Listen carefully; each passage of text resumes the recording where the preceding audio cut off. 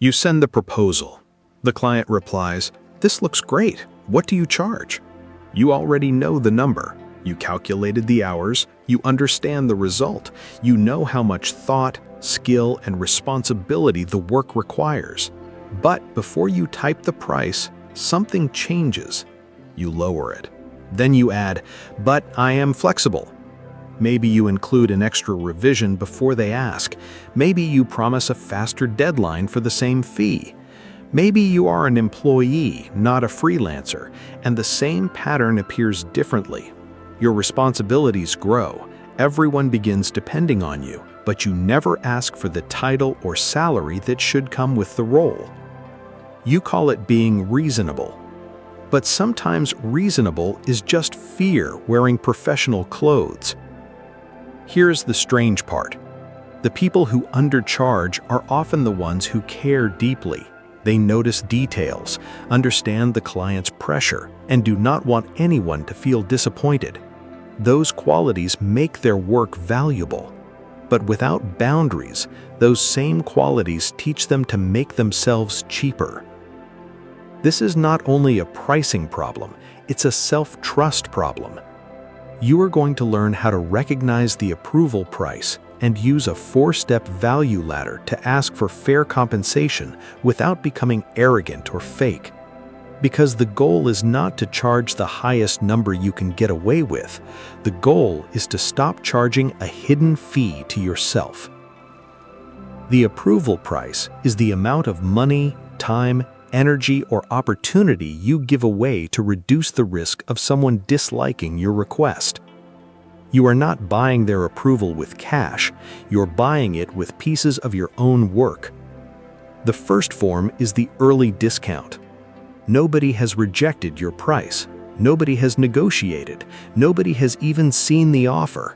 But you imagine their discomfort, feel it inside your own body, and solve it for them by making your number smaller. You negotiate against yourself before the conversation has begun. The second form is invisible extra work. One more revision, one more call, one more evening, one more responsibility that was never part of the agreement. Each extra looks small, so you tell yourself it's easier to do it than discuss it. But small extras become the real job. Your original price stays the same, while the work quietly doubles. The third form is apologetic language. You say, "I know this may sound expensive," before stating a normal price. You say, "This is probably too much," before asking for a deserved raise. You present your own request as a problem the other person must forgive. Your words teach them how uncertain you are. The fourth form is delayed resentment. You agree now because saying no feels uncomfortable. Then later, when the work becomes heavy, you feel ignored, underpaid, or taken for granted. But the other person may not even know a boundary was crossed. You never showed them where the boundary was. That doesn't make the situation fair. It means silence has been making decisions on your behalf. Why do capable people fall into this pattern? First, talent becomes normal from the inside. The thing that took you years to learn may now take you 20 minutes. Because it feels easier to you, you assume it must be worth less. But the client is not paying for your struggle. They're paying because your years of struggle made the answer clearer, faster, and safer. A locksmith may open a door in 30 seconds. The value is not in the 30 seconds. The value is knowing exactly where to place the tool. Second, many talented people confuse empathy with surrender. You understand budgets and uncertainty. You know the other person may be building a small business or working inside a difficult company. Empathy is good. It helps you create better work. But empathy does not require you to become the unpaid solution to every limitation another person has. You can understand their budget and still respect your boundary. You can offer a smaller scope without pretending the full job costs less. You can care about the team and still ask that a larger role be recognized. Third, Price can feel like a public verdict on your identity. If they reject the number, it feels as if they rejected you. So you reduce the number until rejection feels less likely. But a rejected offer is not proof that you are untalented. It may mean the timing is wrong, the budget is small, the decision maker wants something different, or the fit is simply not there. Your price is a condition of an agreement. It is not the measurement of your human worth.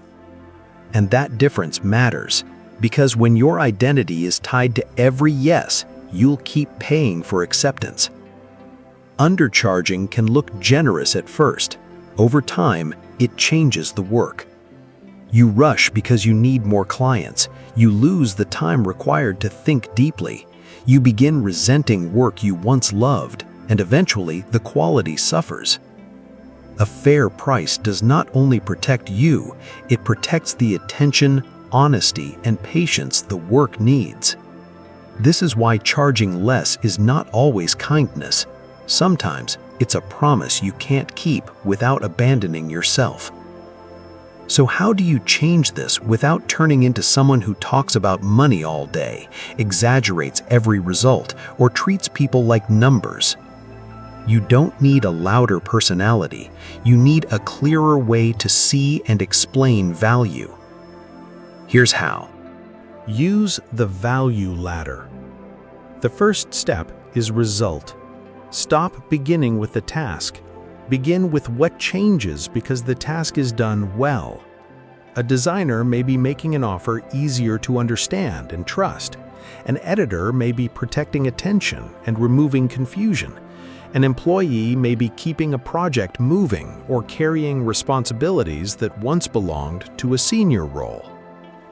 Before your next price or salary conversation, finish this sentence.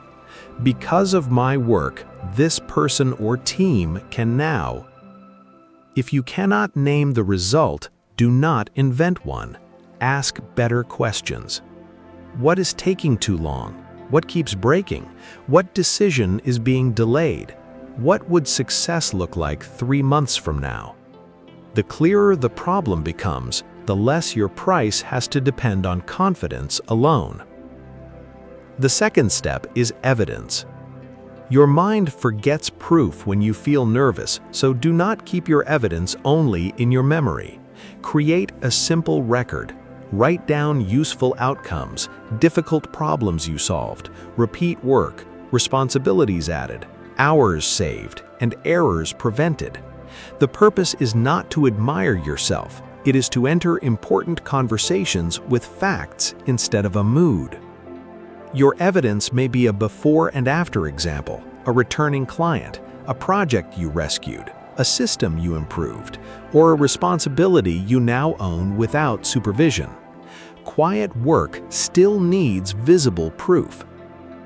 The third step is boundary. Value without a boundary becomes an open door. Decide what the agreement includes before the pressure of the conversation begins. For a project, define the result, the number of revisions, the timeline, the communication, and what happens when the scope changes. You can say, for that scope, this is my fee. It includes these 3 things. Any additional work will be scoped separately. Clear, calm, no apology. If their budget is smaller, do not automatically reduce the price for the same job. Reduce the scope. You can say, we can meet that budget by removing this part and extending the timeline. That gives the client an honest option without teaching them that pressure makes your boundaries disappear. For an employee, the boundary may sound like this. My role now includes these responsibilities, and these are the results I have delivered. I would like us to align the title and compensation with the work by this date. You are not threatening to leave, you are making the invisible visible. The fourth step is silence.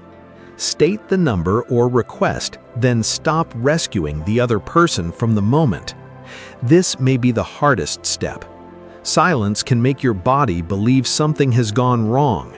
You may feel an urge to explain, lower the number, add free work, laugh, or say, "But we can figure something out."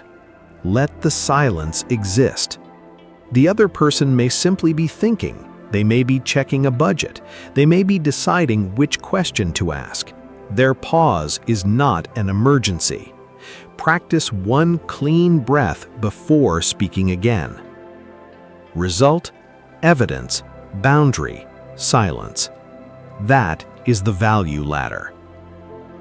This method does not say everyone should double their price tonight. You still need skill, reliability, market awareness, and a clear offer. Sometimes the honest answer is that your evidence is not strong enough yet. That is not humiliation, it is direction. Improve the result, collect proof, and return to the conversation. But don't use "I'm still learning" as a permanent reason to stay small. Everyone is still learning. The question is whether you can responsibly deliver what you promised. There is also a difference between a strategic discount and an approval price. A strategic discount is chosen clearly. You know the normal price, name the reason, and give the discount an ending. The approval price is automatic. It appears whenever you fear disappointment, with no rule and no end date. Generosity feels different when it's a choice. If this is making you recognize your own pattern, do not shame yourself. Perhaps being helpful kept you safe, or nobody taught you how to discuss money without turning it into a fight. But you can learn now. You can be warm and still have a price. You can be grateful and still renegotiate a role. You can understand someone's limitations without making them your private debt. And you can hear no without turning it into a sentence about your future. For a deeper way of thinking about expertise, positioning, and pricing, read The Win Without Pitching Manifesto by Blair Enns. 2 or 3 pages a day is enough to build the reading habit. If sitting down is difficult, use the audiobook during a walk or commute. The goal is to use one idea before collecting 10 more. And if this video is giving language to something you have felt but never explained, subscribe to The Unmapped Roads of Life. This channel is for the parts of ambition nobody teaches you how to carry. Now take one real action in the next 24 hours. Choose one project, offer, or responsibility you have been quietly underpricing. Write 3 things: result, boundary, date. When will you have the conversation?